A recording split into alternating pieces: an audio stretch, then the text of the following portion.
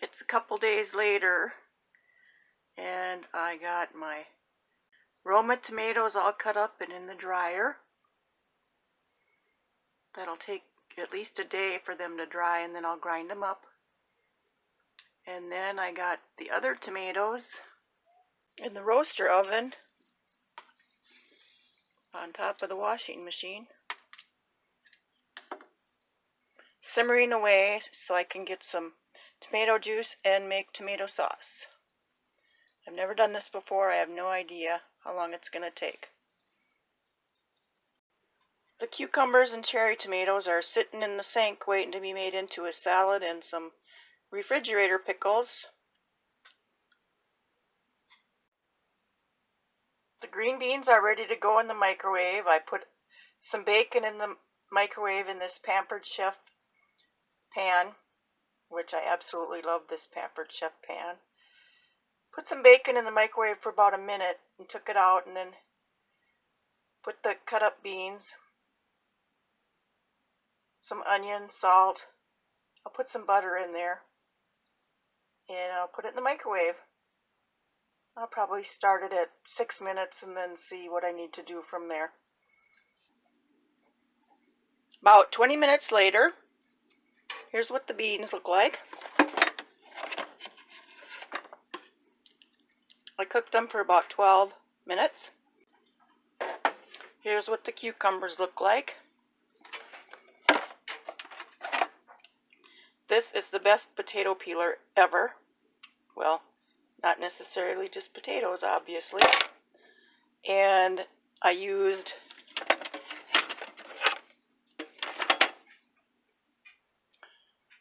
Cookinix, it's called, to slice them up, and I'll slice up an onion a little bit in there. I always use the safety shield. Now I'll make some of these into bread and butter pickles, and the rest is the salad. So now I've taken about as many cherry tomatoes as I have cucumbers, and I've cut out the little tops, taken the blossoms off, and just cut out that little piece there. And then I take a scissors and I cut them up. Usually cut them in half. I've put tons of salt on the cucumbers, and now I'll wait about an hour because the salt will draw the moisture, a lot of the moisture out of the cucumbers. And then I'll come back and put the salad together. I was thinking about putting the rest of the cherry tomatoes in the dryer once there was space, but I'm just going to throw them in with those other tomatoes for the sauce.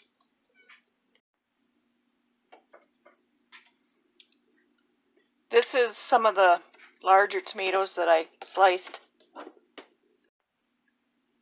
And now I'm going to put them through this chopper, which is kind of a piece of crap because it's really hard to push them through it. I need to get one of those that has a lever, an arm lever on it. You put the lid on and you push it down, and it pushes the tomato through. So I'll do them. Well, that didn't take too long. I think I finally figured out how to use this thing to make it easier. I didn't used to slice the tomatoes. I think I quartered them, and it was really hard to push down on the top. But slicing them was the ticket this year with the larger squares. Now I'll go out and pick a couple peppers so I can put them in here, and I'll use the smaller square. And I'll put some onion and garlic, and then we'll see what else. I've strained out, or ladled out, a bunch of tomato juice, and this is what this looks like. I took my immersion blender and chopped it all up, and I think it still looks like it needs a little bit of straining though to get some of those seeds out of there. So I'll figure out how I'm going to do that. And then I'll turn it back on and let it simmer until it thickens up a little bit more. And then it'll go into jars. Unless I put it in the refrigerator overnight and take it out again tomorrow and heat it up and put it in jars. Okay, got the tomato, pepper, onion, garlic, and I also picked a hot pepper. I'll put some of that in there. I think I'll do it in the garlic press.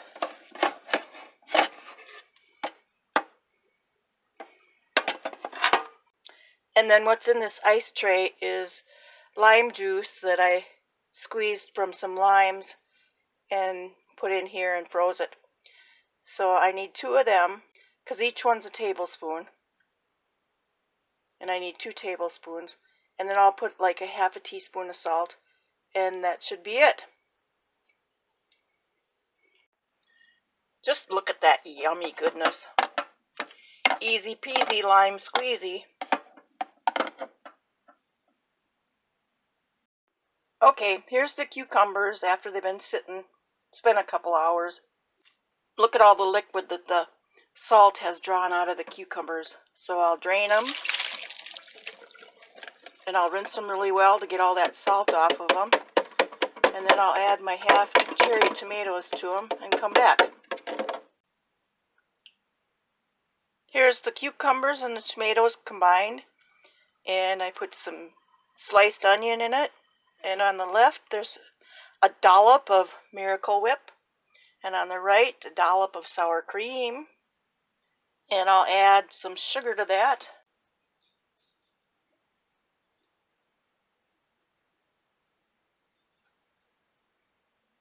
And I need to put some dill weed in there. That's what really makes it good, is dill weed. My neighbor gave me some dill weed. So I'll be back once I get that out. There. But I'm going to have to put this in a different container before I stir it, because there's holes in the colander. So there's what it looks like all stirred up. This is a good recipe for altering however you want. You could maybe add some Parmesan or mozzarella or cheese if you want, or different spices. I added about a teaspoon of vinegar to it, but you can be creative and just add what you want. With the remaining cucumbers that I had soaking in salt, I put them in the colander and rinsed them off really well, and then I added some thinly sliced onion to them and put them in that little jar. I would have preferred to use sweet onion, but I used what I had, which is just the white onion. And I'm going to then pour a brine over them and put them in the refrigerator and have some refrigerated bread and butter pickles. And the brine is going to consist of apple cider vinegar, regular vinegar, sugar, brown sugar, and then, let's see, mustard seed, celery seed, turmeric. And what I do is I mix them all together and I put them in the microwave and end up with a brine. This is a brine I made the other day when I made these pickles. And I also made beet pickles. And the thing is, you don't have to have a garden to make these things. You can just make small batches.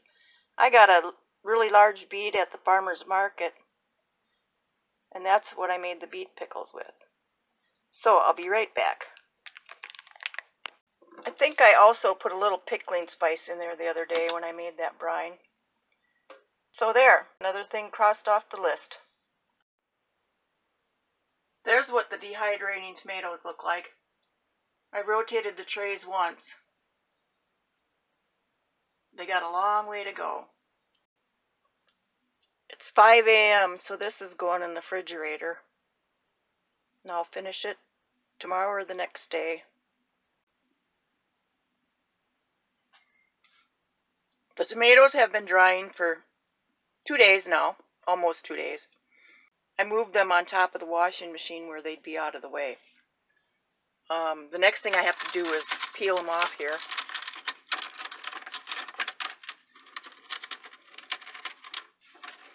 Sometimes there's pretty well stuck. Sometimes not. And then I'll sort them and I'll see which ones still need to dry further or which ones are dry enough. I don't want them to get burned. That's on merging on burning. Crunchy. They're tasty little morsels. Now that I got my mouth full, I'll start taking them out of the dryer. So there wasn't too many that need to go for maybe 2 hours maximum longer, that are still slightly soft. And then I'll put them in I'll take the dry ones. I got 2 cups here. I'll use my magic bullet and I'll make powder out of them.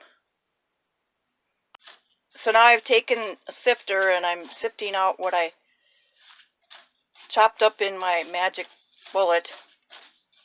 And I'll sift out the fine stuff. See? And then I'll re-grind this up in the magic bullet again until it's all sifted and fine into a fine powder. I'll show you.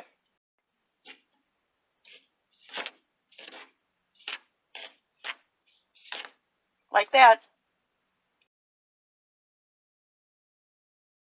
Well, it's a couple days later now. There were so many seeds in this that I ended up digging out the old juicer and running it through that. My phone battery ran out of juice, so I didn't get it recorded. But this is what all was still in there.